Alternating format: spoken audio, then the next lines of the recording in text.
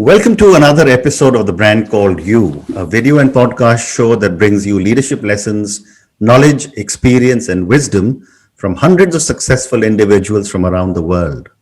Today, I am absolutely delighted to have an incredibly multifaceted individual with me, Mr. Biren Bhuta. Biren, welcome to the show. Thank you, Ashutosh.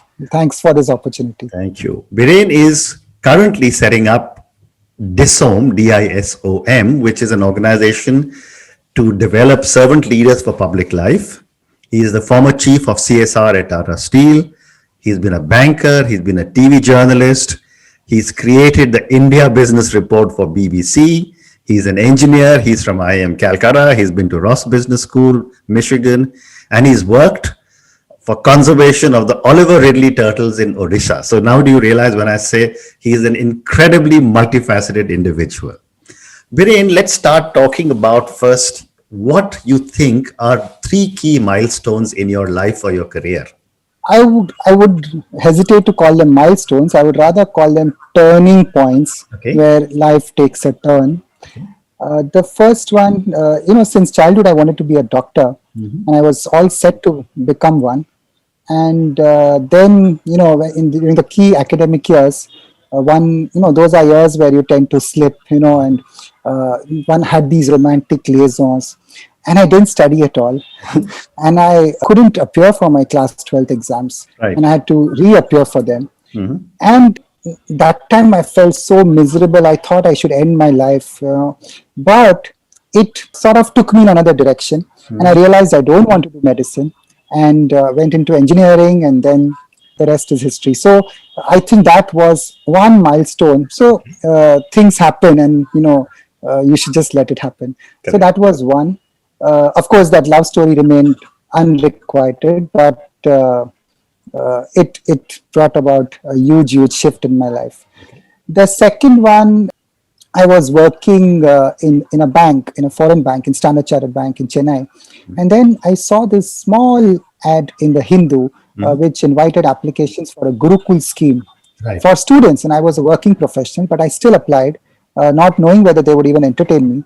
But I said, what the heck, let me apply. Correct. And to cut a long story short, I got selected for this Gurukul scheme, and I got an opportunity to spend a month at the monastery of His Holiness the Dalai Lama.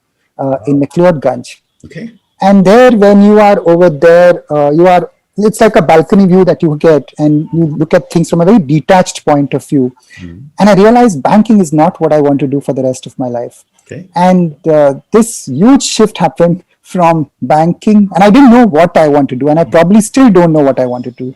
But I realized banking is not what I want to do.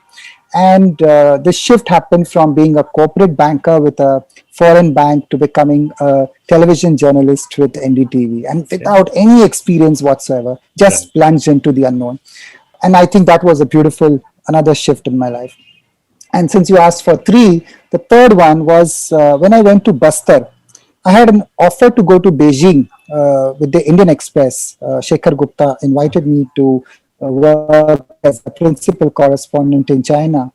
But in the interim, before I could even accept his offer, I got an opportunity to work in Bastar. So on the one hand, there was Beijing, and on the other hand, there was Bastar, and Biren was in between, and I was in a quandary. But some inner voice pulled me towards Bastar, and not knowing what lies in store.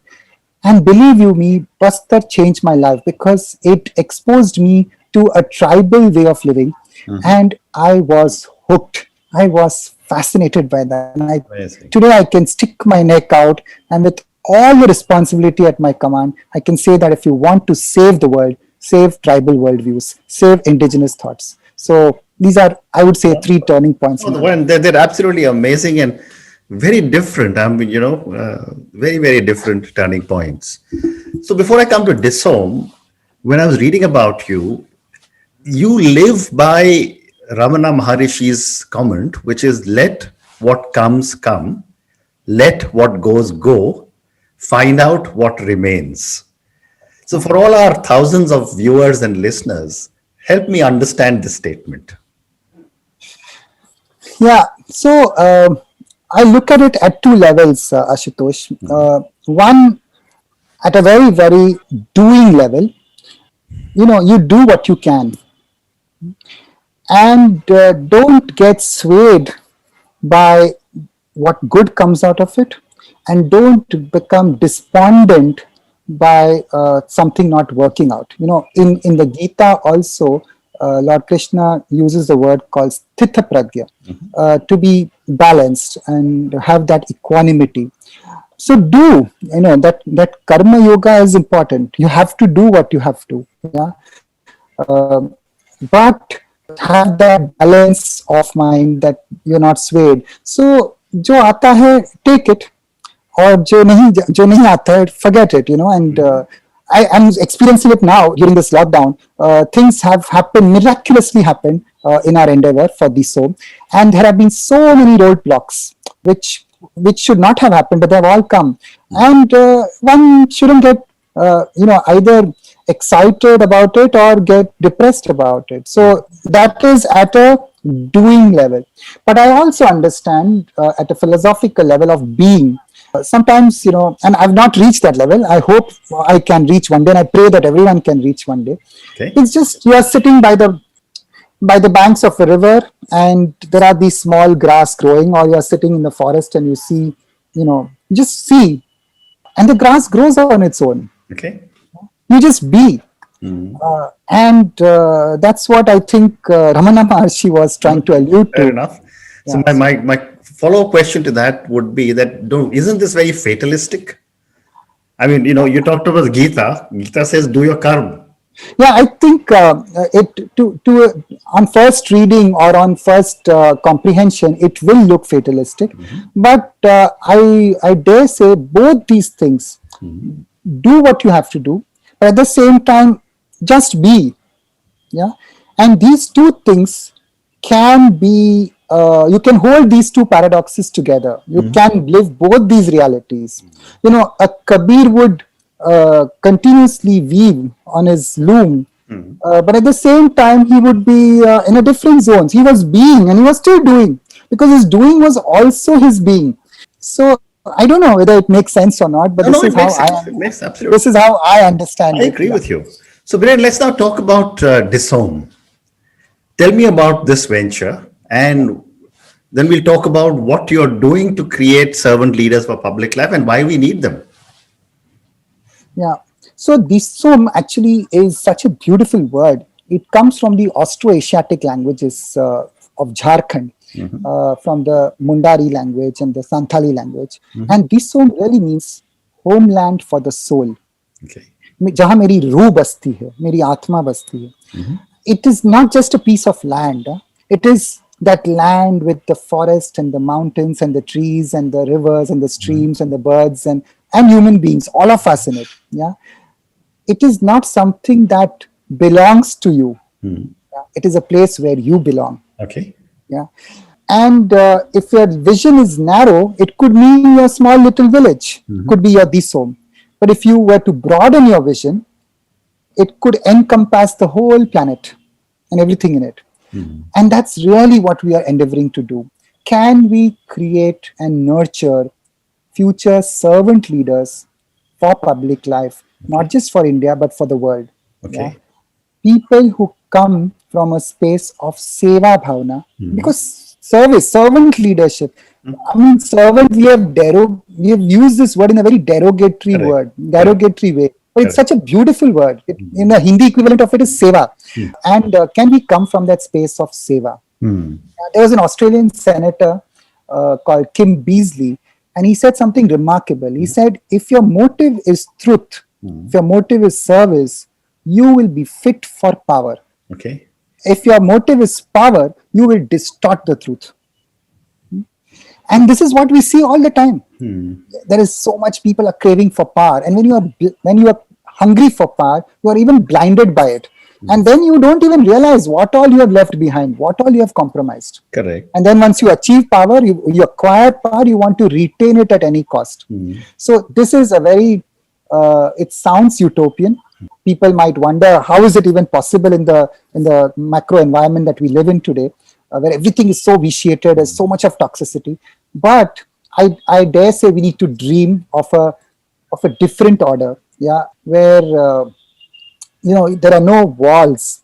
You are demolishing walls. Now, we are busy building walls. Why can't we build bridges rather than construct more walls? And this is the type of servant leader that we are endeavoring to nurture. Yeah. Fair enough. So, tell me, I mean, I'm in complete agreement with you on servant leadership and our ability to give back. And I was going to ask you, DISOM, the way you were defining it, seemed to me to mean Prakriti, right? Which is not just nature, but the entire universe to which we all belong. That doesn't belong to us, we belong to it. But, when you talk about training servant leaders, are you planning to do this in a formal institution or is it voluntary? So this is going to be a 1 year full-time residential program, but without the rigidity of an institutional structure. Okay. It's going to be a free program and there's a very elaborate selection process. We're actually in the middle of the selection process. Okay. So in every cohort, we want to identify 30 people who are committed to serve society. And the whole focus, Ashutosh, is on going within, on understanding yourself, because all that game is here only. Yeah, it is in the ear, somewhere deep within. We have over-intellectualized things since the Industrial Revolution. Yeah, can we reclaim that ability to start thinking from the heart? After that, put this. I'm not belittling this or devaluing this. This is important. Yeah, the cognitive, the conceptual, the intellectual is important. You have to apply it, but pehle to it should emanate from the heart. Yeah, Gandhi ji very, very beautifully said that the only tyrant, एक ही तानाशाही मैं accept करूंगा. The only tyrant that I will submit myself to is the still small voice within. Wow. And this DISOM is housed in a movement called Initiatives of Change, which was started by an American pastor called Frank Bookman. And in India, it was started by Rajmohan Gandhiji, who incidentally happens to be the grandson of Gandhiji. Yeah. So Bookman also said something profound and resonates with Gandhi. Bookman said, when man listens, God speaks. Wow. And when man obeys, God acts. And when man changes, nations change. Just one or two or few individuals undergoing a deep personal transformation within some magic happens in the ecosystem. Amazing. People around you start to change, systems around you start to change, society and the world begins to change. And that is truly what we are setting out to do. Bahar ka kaam important nahi hai, that is available off the shelf. Yeah, what is important is getting the internal shift. That's what it's not going to be easy. I know it's बहुत इस जमीन पे बहुत मुश्किल काम है, but I think it's worth trying. It's worth trying and failing rather than not trying at all. I agree with you. I agree. And, I've often seen people wanting to get into public life, but, it generally happens after a certain amount of experience. They've, completed their worldly needs, so to speak, etc., etc. Unless, of course, you are a career politician, in which case you say you're in public life, but I think you're more in it for yourself. In your case, the people that you are wanting to bring in, what is the age profile or education profile? Yeah, so age profile. So I just mentioned to you that we are envisaging leaders who will demolish walls. Okay. So we said, why should we have any walls? Yeah, just open it up. So our age is 21 and above. You could apply for our program, Ashutosh, and I'll be happy to have you. And who am I to even teach you? Just create an environment where we go on our own personal trajectories of growth. Okay. Education, on the one hand, we are very happy to welcome somebody who is a master's in public policy from the Kennedy School. And on the other hand, equally happy to welcome somebody who is a 10th grader from Gadchiroli district of Maharashtra. Recognizing that even this person has inherent wisdom in him or her, which can be brought to play. He or she has a deep compassion to serve, fire in the belly, a passion, to bring about change, an ability to listen. Amazing. And it's at a premium these days, just listening, and not just listening to people who resonate with you, but listening to contrarian points of view. And as I said earlier, to be able to hold these paradoxes together. Yeah, I'm on the battlefield, and I'm on a dharma sankat, whether I should fight or my own people, or I should uphold the rule of law. And we all are struggling with those kurukshetras within. Correct. And how do we hold these two things together? And that's so important in public life. So these are the type of people we want to nurture. Very interesting. So I'm going to switch a little bit now and talk about one of your other life-changing experiences, which is your time in Bastar. And I'm sure whenever you write your story, it will be quite an interesting title, Biren from Beijing to Bastar. Oh God, trust an author to come up with a title like that. Yeah. So I know my father, when he was after retiring from the army, he did contribute a lot to Bastar. Wow. But that was not, he didn't go and work there, but financially, because he was running a large business. But you said that you believe in embracing indigenous, which holds in its womb the true principles of sustainability. Give me an example so that I can understand this. So let me give you one or two examples. This example one example I'll give from Jharkhand. I spent several years in Jharkhand, very fortunate to work in Jharkhand and engage so much with tribal communities there. And there was this cultural icon of Jharkhand called Ramdayal Munda. Yeah, he passed away, and he was a Rajya Sabha member. He really brought the culture of Jharkhand to the fore. And he said something remarkable. He said, Senge Susun Kaji ke Dureng, which is in the Mundari language, Ho language. It means that for the tribal, for the Adivasi, singing is like talking, and dancing is like walking. Okay. Yeah. Now they dance in a semicircular anti-clockwise manner, and it is all aligned to everything in nature. Okay. The way a creeper grows around a tree, the way you sekofy roti on a tawa, the way the earth revolves around the sun, everything. Yeah. And I was wondering, what is so special about this dance? Okay.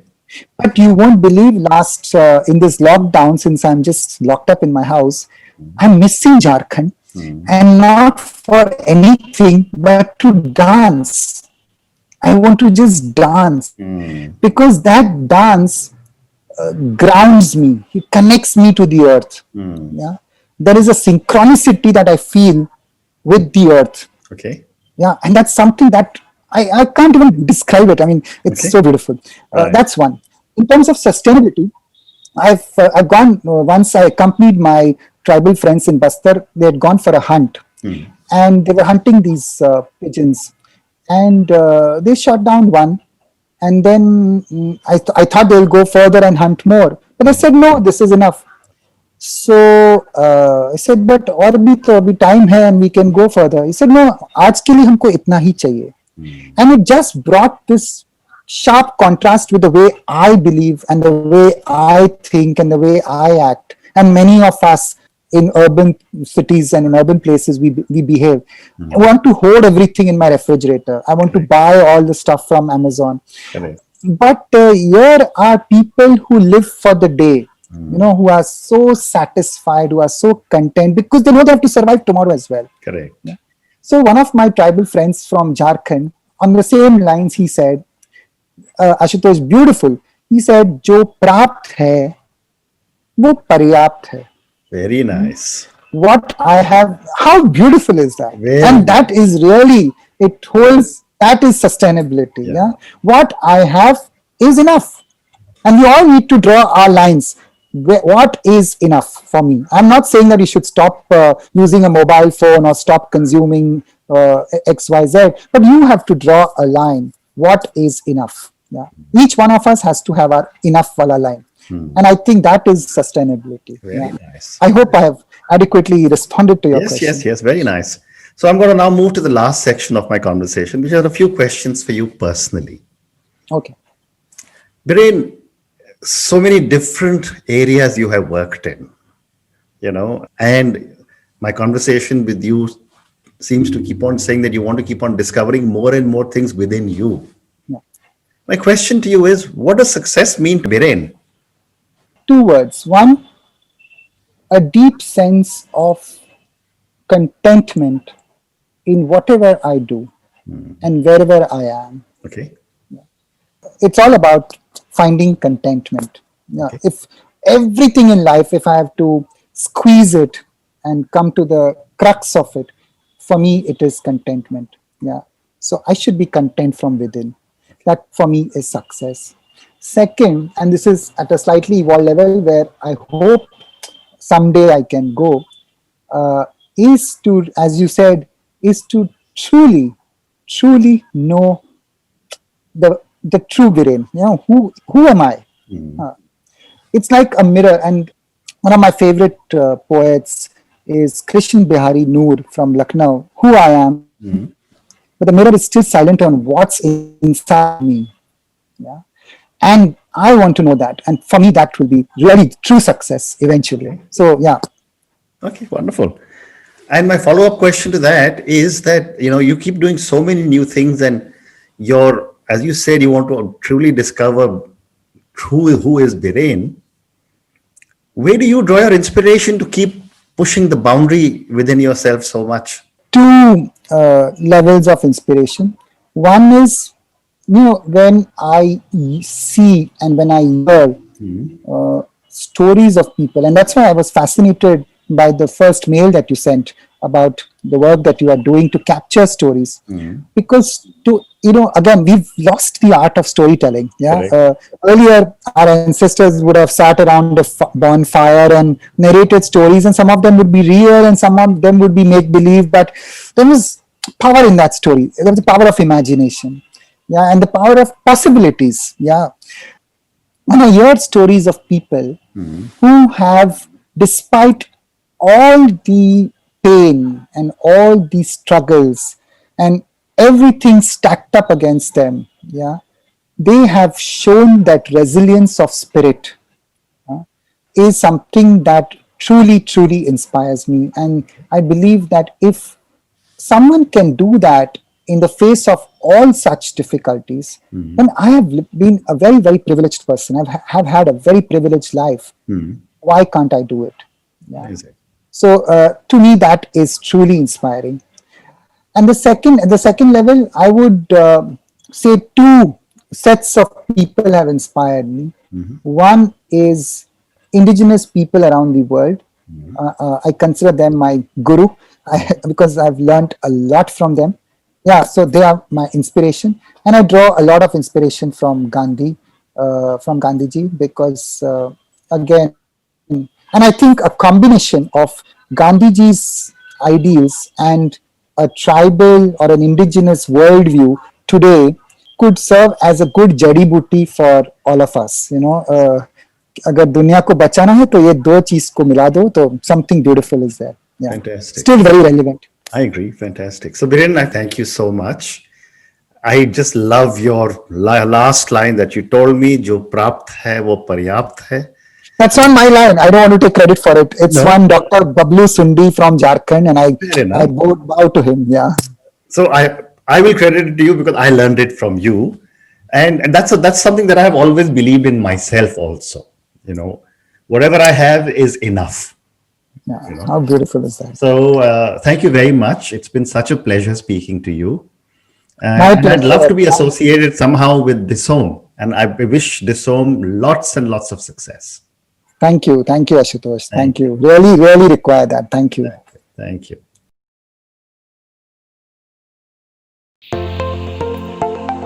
Thank you for listening to the brand called You Videocast and Podcast, a platform that brings you knowledge, experience, and wisdom of hundreds of successful individuals from around the world.